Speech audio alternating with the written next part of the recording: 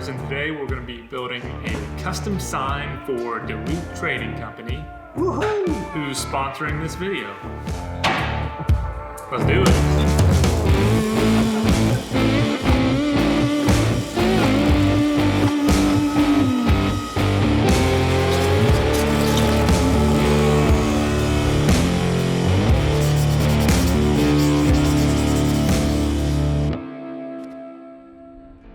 So we want to make them a one-of-a-kind sign that they're not going to be able to get anywhere else. What we're thinking is maybe some sort of wood, steel, resin combination. Maybe their logo somehow, Duluth Trading Company in the sign. Mm-hmm. And you know what would really be cool is that beaver that Karen had on her shirt that represents Duluth's logo. Yeah. So I did a little sketch of what I'm kind of thinking. We just need to figure out what kind of dimensions are we thinking, like a 2 foot, 3 foot long? We don't want to make it so big that they can't pick it up and utilize it since it's going to be made out of metal. I think what we'll do is we'll just program their logo into the CNC. We'll maximize the width of it, and then it'll spit out the height. So I guess the metal will be black, right? Mm-hmm. So why don't we use some black resin in the wood itself? And what type of wood, Dustin, do you think we ought to use for that? I got a maple board over there, it'd be perfect. I think that'll look nice. All right, let's get to work. All right, well, the first thing we're going to do is make the box or the form for the material that we're going to be putting the resin in, because resin is like concrete almost. You have to have a form for it to keep its shape. We're going to do that by cutting plywood on a table saw here. We're going to be using 3/4 inch plywood. Tape it so that it's not going to leak when we put it together and pour the resin in it. Nail it together with pneumatic nails. The next thing we're going to do is use some silicone caulk. It's just a clear caulk that I'm going to seal all the joints with on the inside and on the outside, because I said before, this resin material has a tendency to leak, and if you have a leak, it's a big problem. So we want to make sure we avoid that problem.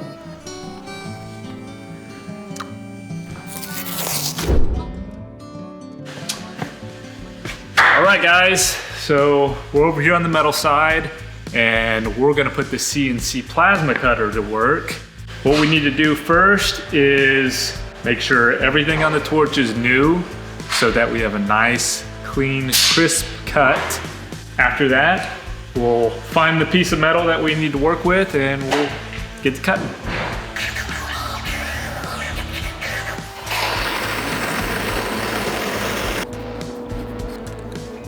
All right, just took the consumables off the torch. Basically what I'm looking for is any wear and tear of the parts inside the tip here. These run out fairly quickly if you're doing a lot of cutting. I have some fine cut tips that I want to try out. And basically what that'll do is make everything real precise with small tolerance. I'm gonna go get those and change these out.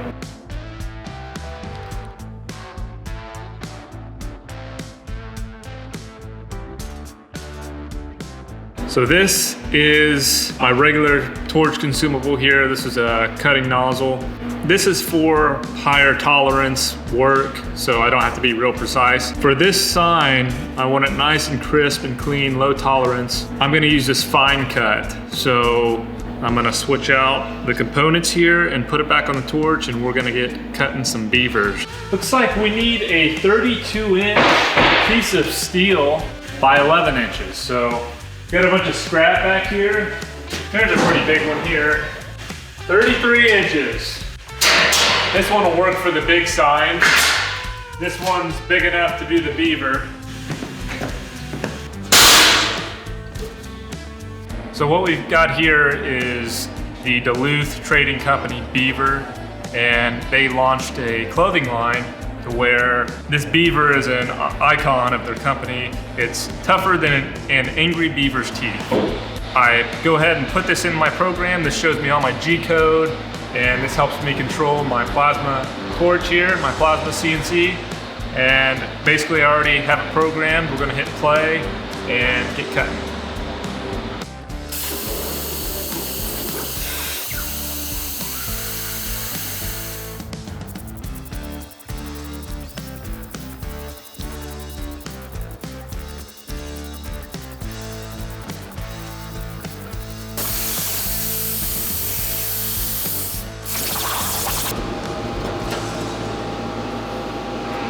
we forgot to tell you that all of our gear,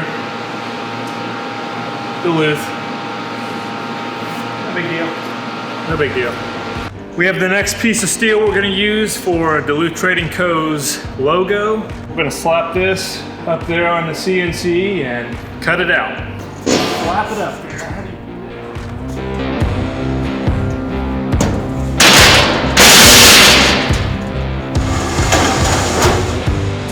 So I'm just squaring up my steel with my torch. Pretty close. We're gonna go with it.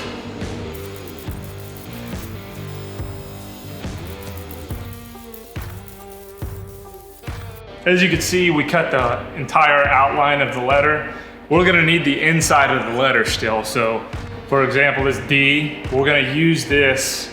We'll probably weld like a little 16 penny nail on the back side of it. And when we attach it to the sign, we'll just nail it down into the wood, or we'll probably use some type of fast adhering epoxy 2-part resin or something like that.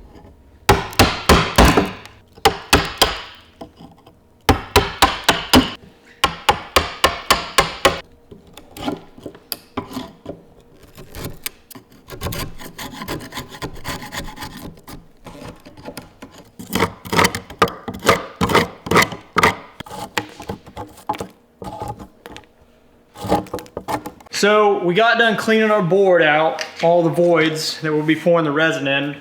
And this is our rough board. It's just a maple board. It's perfect for what we're trying to achieve here. 5-10 years ago, this board would have been thrown on the burn pile, but we live in the epoxy era now, so this is gold. So what we're gonna do now is I'm gonna run this over the joiner to get a nice flat reference side. And then we will send it through the planer to parallel the other side to the flat side. Following that, we will come back to the joiner and get us a nice straight edge on one side. Then we'll head over to the table saw, rip it to our dimensions that we need, and then we'll cut length on our miter saw before we put it in the form.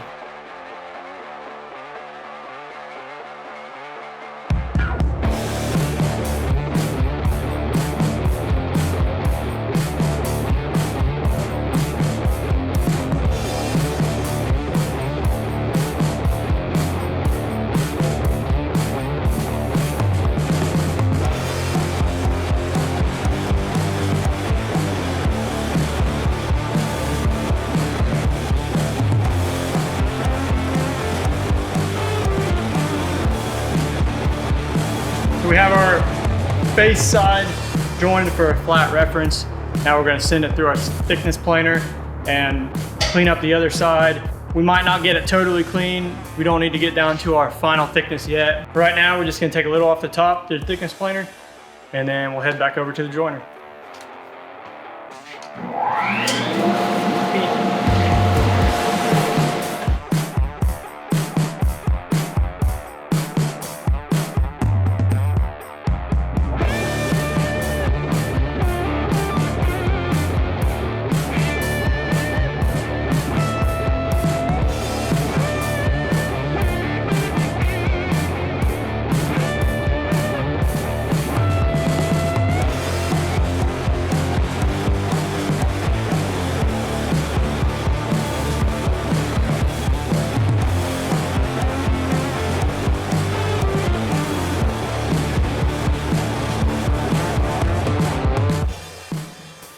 So we got our board all milled and squared up.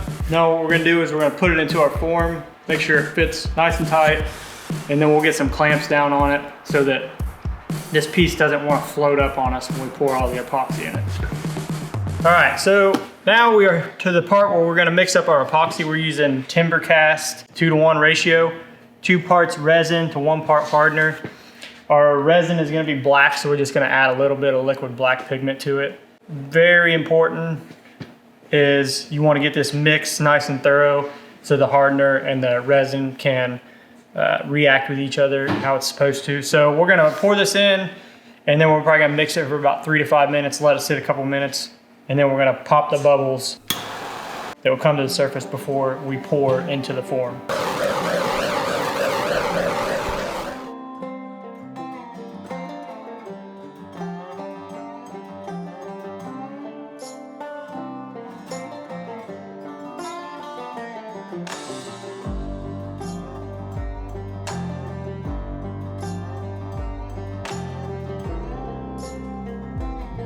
All right, so we just poured our board and our form. We filled our voids up and it is going to seep into the wood and it's gonna settle a little bit. So we have a little extra in our bucket to top this off here. We're gonna get a bunch of bubbles coming up. It's all settling. Now we're just gonna keep an eye on it and hope for no leaks.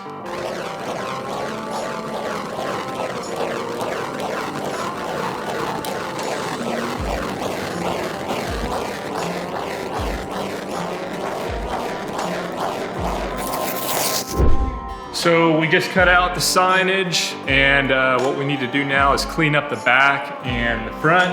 We're gonna use a wire wheel to do that. Once it's all cleaned up, we're gonna sand it down nice and smooth and then send it to the powder coater, get it painted black, and then we'll be applying it to the sign. And now it's been several days that it's set up, it's hard, so now we're gonna move into demolding that, and we're gonna take it through the milling process again so that we can get it nice, flat, square, and then we're gonna start slicing up our pieces for our perimeter border that will go around the sign. So we're gonna take you all the way through it today. We're gonna try to get from this point to a finished sign. Let's do it.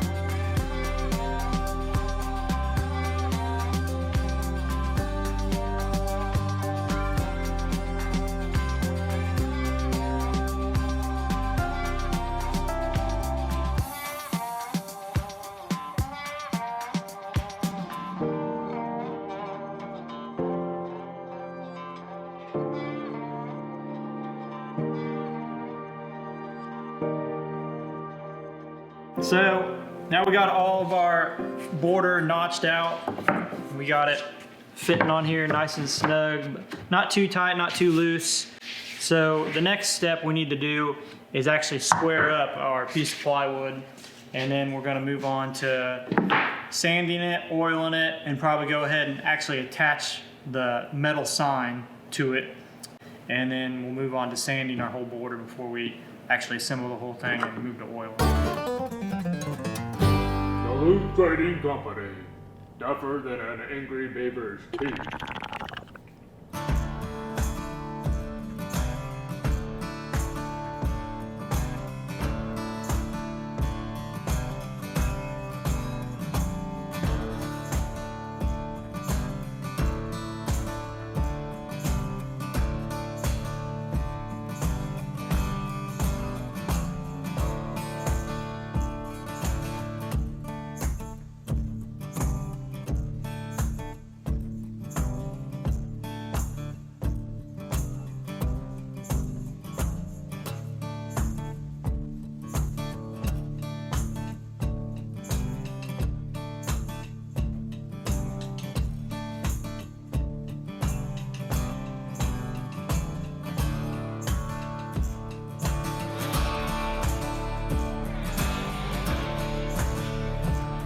So we have our board all oiled. We'll set this to the side for now, let it dry a little bit. We're gonna bolt or screw our actual metal Duluth sign to this on each side, the double-sided sign.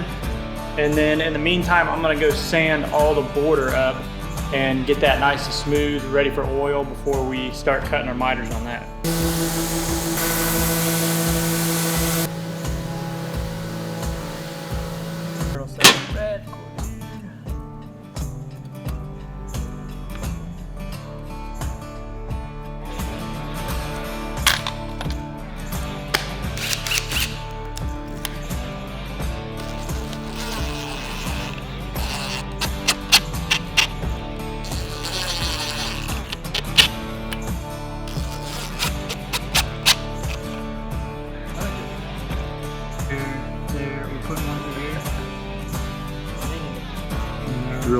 down a little bit. That's it right there. Just drill that out a little bit so that'll go down in there.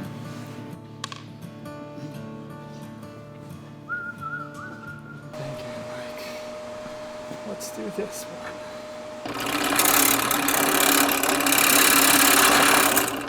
Woo!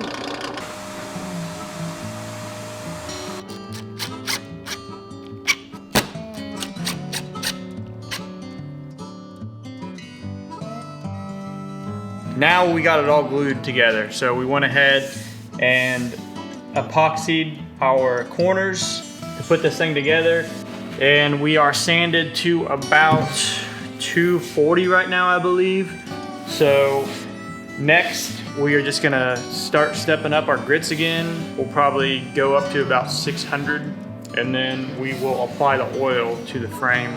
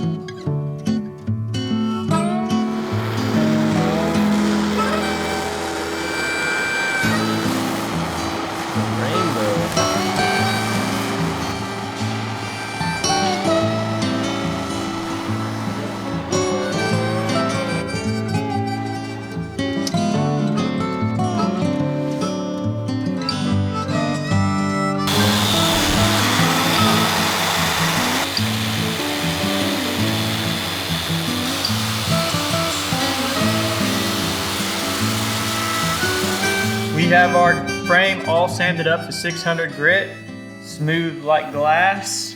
We have all the sign anchored with our screws. The inside wood of the sign is already pre-finished. So right now we're just gonna be applying oil to the border of it. We're gonna start applying this and watch this thing come to life.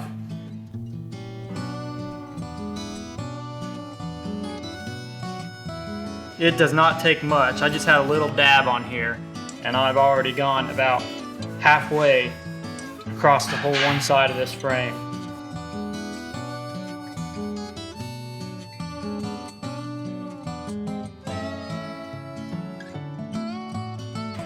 All right, so it's been about 45 minutes to an hour. Our OD's been sitting on there. Now all we gotta do is wipe off the excess oil. So next, we're just gonna go wipe it down, get all the excess oil off, and then about to be a wrap on this.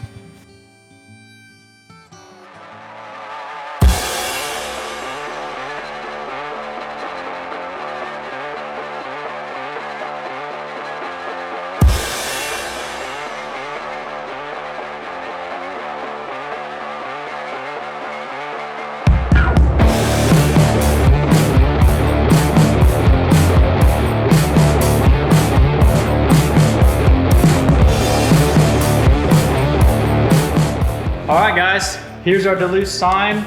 We had a blast building it. We really thank Duluth for being a part of our video and sponsoring us to do something like this. Not only do we love this sign, but we also love all of the Duluth gear we're wearing. We're all decked out in Duluth gear right now.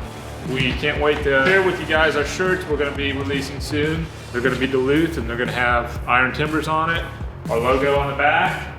Duluth, you have an awesome product and we're happy that we were able to take part in making this sign. Now come get your sign, Duluth. All right, we're out of here.